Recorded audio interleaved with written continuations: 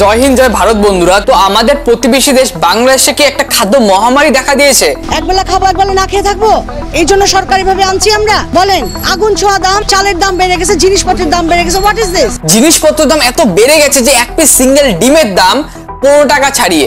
আমি ডিমের হালি হচ্ছে 60 টাকা, যে ডিমের হালি ছিল 50 টাকা, 48 টাকা, 80 টাকা 90 টাকা সবজি নেই। খুব বাজে অবস্থা, খুব বাজে অবস্থা। চারিদিকে শুরু হয়েছে খাদ্য হাহাকার। দিন রাত ভারত বয়কট করতে করতে বাংলাদেশের এখন বর্তমান অবস্থা এত খারাপ যে সেখানে সাধারণ মানুষ দুই বেলাও খেতে পারে না, এত জিনিসপত্রের দাম বেড়েছে। ওই যে ইলিশ মাছ 2000 টাকা কেজি, আপনি কেমন আহা কিনতে পারবেন না, আহা কোয়ের মাছের টেস্ট নেই। বাংলাদেশের অর্থনীতি একদম তলানির পথে ঠেকেছে। বর্তমানে এশিয়ার সবচেয়ে গরিবতম দেশ হচ্ছে বাংলাদেশ, আর এর পেছনে শুধুমাত্র একটা লোক দায়ী। সেই লোকটাকে ভিডিওতে আগে বলছি, আগে ভিডিওটা দেখে নাও। আমরা ব্যবসায়ী না, আমরা চাকরিজীবী, আমরা হাবুডুবু খাচ্ছি। একবেলা খাবো একবেলা না খেয়ে থাকবো, এই জন্য সরকারি ভাবে আনছি আমরা। বলেন, আগুন ছোঁয়া দাম, চালের দাম বেড়ে গেছে, জিনিসপত্রের দাম বেড়ে গেছে। What is this? আমরা তো এই বাংলাদেশ চাই নাই।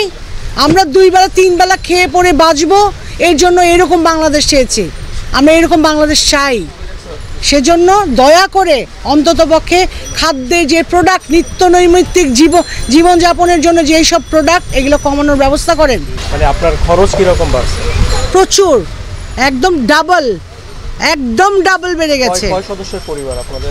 আমার হচ্ছে 5 সদস্যের পরিবার। শাকসবজির দামও বেড়ে গেছে, মাংস বলেন, মাছ বলেন, এই নিত্য নৈমিত্তিক প্রোডাক্ট বলেন, এভরিথিং।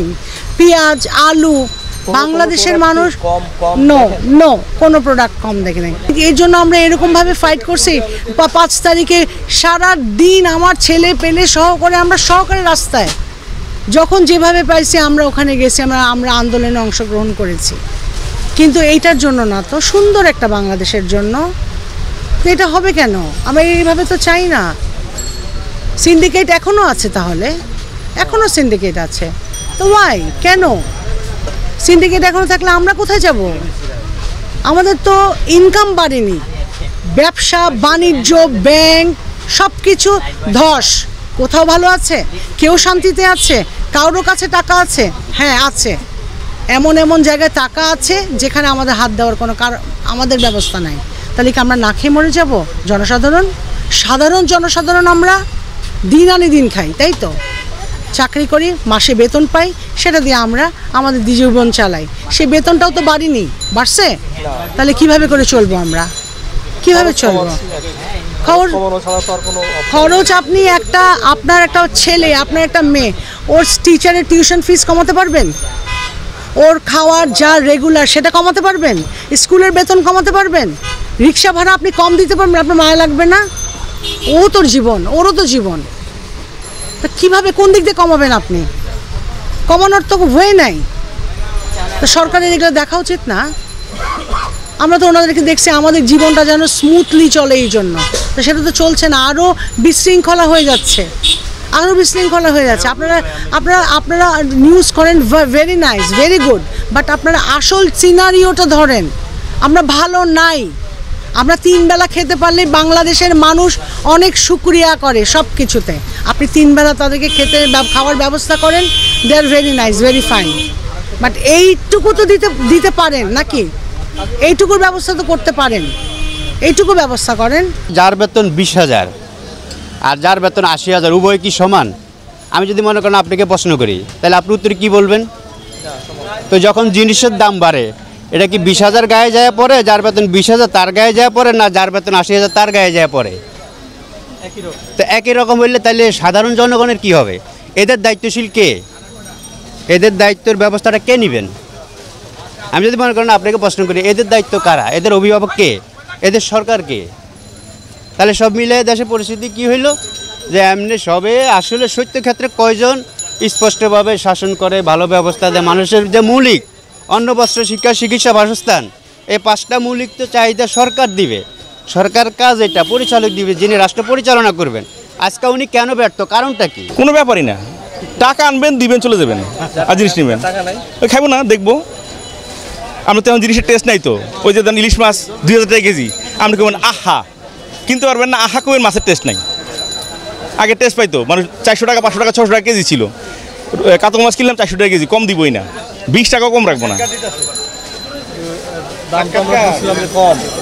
না, দাম কম এটা বলে মানুষ ভার্চুয়ালি, কিন্তু বাস্তব প্রেক্ষাপটে দাম কম নাই। আপনি ডিমের হালি হচ্ছে 60 টাকা, যে ডিমের হালি ছিল 50 টাকা, 48 টাকা, তো কম কোন জায়গায়?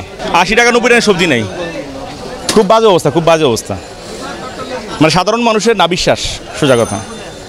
মানে বাজারে অনেকে দেখবেন ঘুরতেছে ব্যাগ নিয়ে, বাজার করতে পারতেছে না।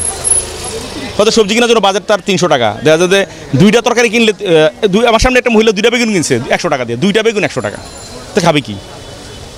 সম্ভব এভাবে চলা মানুষের পরিস্থিতি ঘোলাটে, মানে সাধারণ মানুষের না বিশ্বাস অবস্থা। এটা তো ওভার দ্য নাইট আপনি চেঞ্জ আশা করাবো কামি, কিন্তু এখন তো ওই যে বৃষ্টির কারণে, বন্যার কারণে কিছু ড্যামেজ হয়েছে, নষ্ট হয়েছে সবজি, এতে করে দাম বাড়ছে।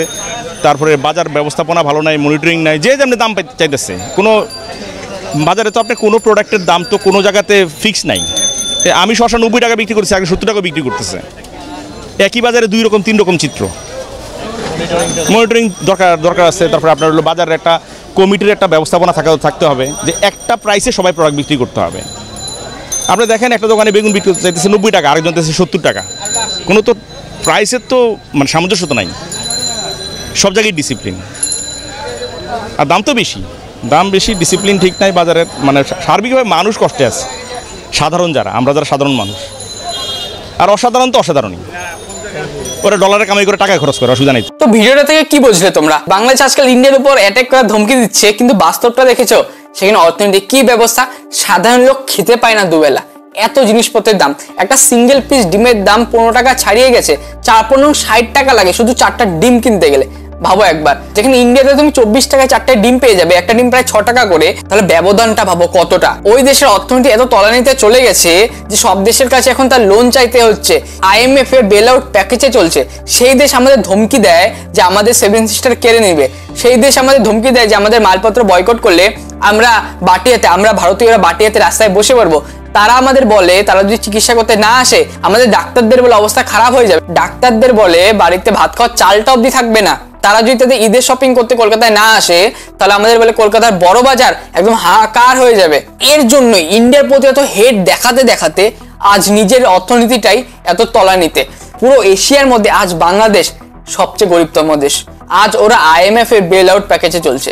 আপনারা যদি বাংলাদেশের নিউজ ফলো করে থাকেন তো দেখতে পারবেন যে চারিদিকে মারপিট, ঝগড়া, হাহাকার, মারামারি। কেউ একজন ঠিকই বলেছে যে তোমার দেশে যখন কেউ রাজা থাকবে না, তখন তোমার দেশের সব রাজা। তাই বর্তমানে এখন বাংলাদেশের সবাই রাজা, সবাই ভাবছে আমি রাজা। তাই আজ সবাই রাজার জন্য রাজায় মারপিট লাগছে। আর এর জন্য বাংলাদেশের খুবই খারাপ অবস্থা বর্তমানে। মানুষ নিজেরা ঝগড়া, চারিদিকে ঝগড়া, মারপিট দেখা যাচ্ছে। আর এর পেছনে কে দায়ী? এর পেছনে ওয়ান অফ দ্য সবচেয়ে বড় দায়ী হচ্ছে ইউনূস। লোকজন বুঝে যাচ্ছে যে ইউনূস লোকটা কত বড় চালাক। এই ইউনূস লোকটা পুরো পাকিস্তানের লোকে, পাকিস্তানের যে PM আছে শাহবাজ শরীফ, এর লোকে। দেশ ভাগ হওয়ার আগে এর কানেকশন পাকিস্তানের সাথে ছিল। বাংলাদেশের প্রধান উপদেষ্টা হওয়ার আগে এ পাকিস্তানের সাথে 4 বার দেখা করেছে টোটাল। ভাবো একবার, 4 বার মিটিং করে তারপরে বাংলাদেশের উপদেষ্টা হয়েছে। আর পাকিস্তান তো টেররিস্ট গ্রুপ, সবচেয়ে বড় টেররিস্ট। সেখানে তো পড়াশোনা তো কিচ্ছু নেই। আর বাংলাদেশেও তো অবস্থা একই হয়ে যাচ্ছে। তাই এখন দুই ভাই ভাইয়ের সেই মিল। বাংলাদেশিরা আমার ভিডিওতে কমেন্ট করে যে কেউ ভারতে যাবে না, গেলে পাকিস্তানে যাও, সেখানে চিকিৎসা করো, ভারতে কেন যাচ্ছ? তো তাদের বলি, পাকিস্তানের অর্থনীতি দেখেছো? পাকিস্তানের তলানিতে রেখেছে অর্থনীতি। যে পাকিস্তানের কাছে নিজেরই ডাক্তার বানানোর টাকা নেই, সে বাংলাদেশিদের চিকিৎসা করাবে? সেখানে কি লেভেলের চিকিৎসা হবে তোমরাই ভালো করে জানো। পাকিস্তানিরা ভারতে ভিসার জন্য লাইন দিয়ে আছে যাতে ভারতে তারা চিকিৎসা করতে পারে। আর যেই পাকিস্তানিরা ভারতে চলে আসছে, আর বাংলাদেশিরা হলে ওই পাকিস্তানে গিয়ে চিকিৎসা করাবে ফ্রি ভিসা। তো যাও পাকিস্তানে, একবার যাও, গিয়ে ভিসাটা একবার, ওদের চিকিৎসা ব্যবস্থাটা একবার দেখে আসো। আমিও চাই যাও, একবার অন্তত যাও। কেউ এটাও বলছে যে বাংলাদেশের তো টাকা নেই, তো ইউনিসেফ নোবেল ধুয়ে জল খাও। কেউ এটাও বলছে যে স্বাধীনতা ধুয়ে জল খাও। কেউ এটাও বলছে যে রাস্তায় বেরিয়ে আন্দোলন করে সরকারকে বদলে দিয়েছিলে, আর এখন পার্মানেন্ট রাস্তাতেই থাকো। এরা আদানির টাকা দিতে পারে না দেখে আদানি এদের ইলেকট্রিসিটি কেটে দিচ্ছে। তাও কিছু বাংলাদেশিদের লজ্জা নেই। নিজের দেশের যে অর্থনীতি এত অবস্থা খারাপ, এরা এগুলো কোনো দিনও দেখবে না।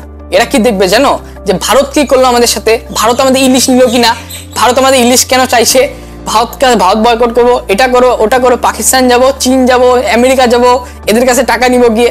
কিন্তু যখন নিজের দেশই খারাপ অবস্থা, তখন এত বড় বড় কথা বলতে নেই। কারণ তার জন্য টাকা তো দরকার পড়ে।